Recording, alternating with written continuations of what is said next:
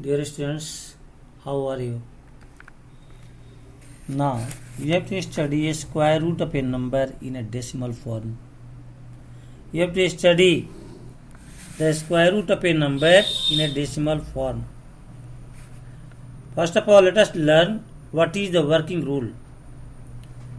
We start pairing from right to left of the integral part, while in decimal part we start pairing from left to right, and then we follow the same process what we have discussed earlier in the long division. It will be cleared more and more from the following examples. Okay, suppose we are asked to find out the square root 147.1369. Okay, so first of all write down 146.1369. Okay, in integral part 147, starts pairing from right to left. Therefore, I have put a bar over 47. Okay, and in decimal part, I have start pairing from left to right. So first put bar over 13, and then I have put bar over 69. Okay. Now start the process of long division. Okay. Here I have put 1 in the divisor, and if as soon as I put 1, then you have to multiply it with 1. So 1 1 ja 1. Okay. 1 minus 1 is equal to 0. Now bring down 47. Now 1 plus 1 is equal to 2 in divisor. Now what will be the largest digit? So that a new number, when it will be multiplied with the new digit, either gives 47 or just less than 47. So it will be nothing but 2. So 22 when multiplied with 2, 44, and when on subtraction we are having 3. Now bring down 13 from the decimal part. Okay. Now what you are having alternate? Now which digit will be retained right to 24? So the new number will be multiplied with the new digits. That you will get either 313 or just less than 313. What you find? That the largest digit will be 1 here. So the new number is 241, and 241 when it is multiplied with 1 we get 241. And when 241 is subtracted from 313, okay, then we get 72. Bring down 69, and again put 3 in the same process, write to 242. So, and then subtract. Thus you are having the square root of 147.1369 is 12.13. I will discuss only which is the new thing. Approximate value of a square root of a natural number which is not a perfect square. Working rule. Suppose we have to find out the square root of a non-perfect square up to the n decimal places. Then we have to put 2n plus 2 zeros right to the decimal part.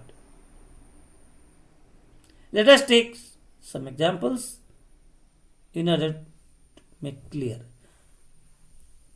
Suppose you have to find out the square root of 2, okay, up to 3 decimal places. So how many zeros will be retained? Just write to decimal. So 3 2 is 6 plus 2, 8. So this is the reason that I have written 8 zeros, right to zeros. And then starting pairing from right to left, okay, and I have put a bar over 2 also in the integral part, and then carry on the same process. Now the final result is 1.4142. The process what I have carried on is well known to you. That's why I have not mentioned. So 1.4142. Now let us the new thing. Here the fourth digit right to the decimal is 2, which is less than 5. Okay? And you are asked to find out the square root correct of the three decimal places. Therefore, the square root of 2 is 1.414.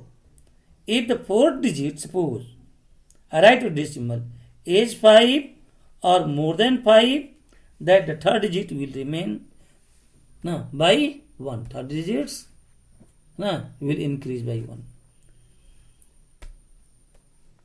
I have taken another example. Means suppose you have to find out the square root of 3. Okay.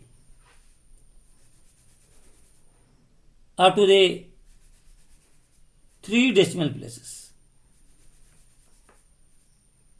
So, okay. So up to 3 decimal places. So how many zeros you will put? 8 zeros. And you will carry on the same process. Now let us know the result. In what you find? The result is a square root of 3 is 1.7320. Okay. At the fourth place right to the decimal is 0, which is less than 5. Therefore, the square root of 3 is 1.732. Now, a square root of a number by estimation method. Let us take an example for the better concept. Suppose you have to find out the square root of 10 by estimation method. Now think, the perfect square just less than 10 is 9. The perfect square just greater than 10 is 16. That is, 9 is less than 10 and 10 is less than 16.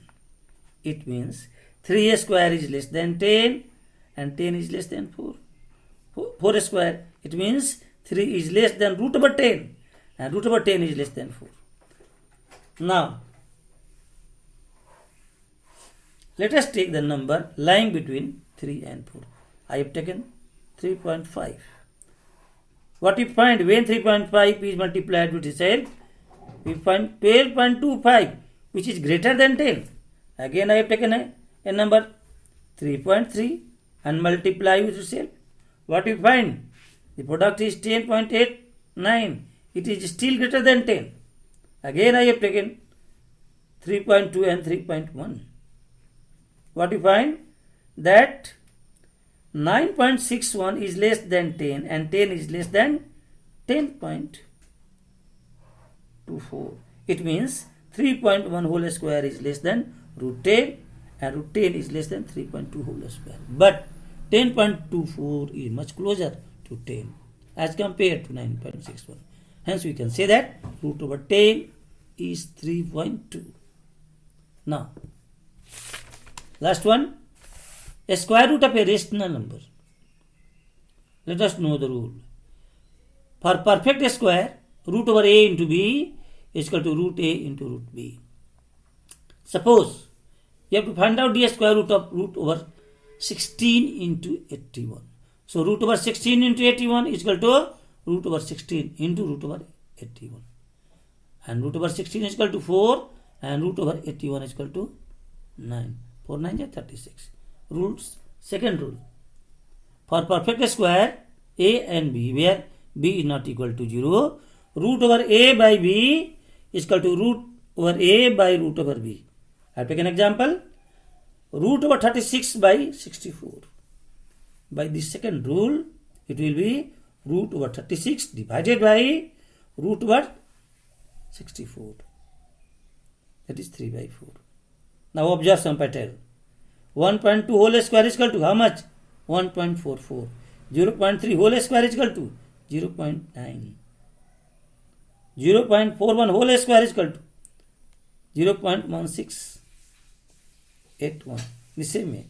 So we reach at the conclusion that a square of a decimal consists of twice as many decimal places given in the number. I have discussed one and two problems.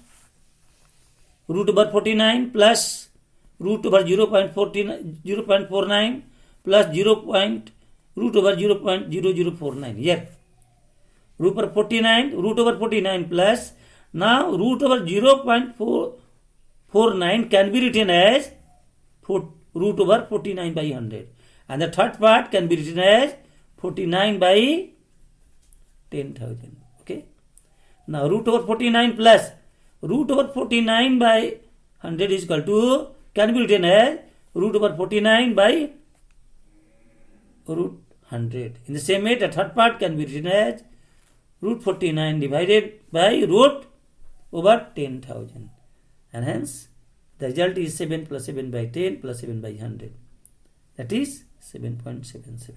In the same way, the question number 2 has been solved.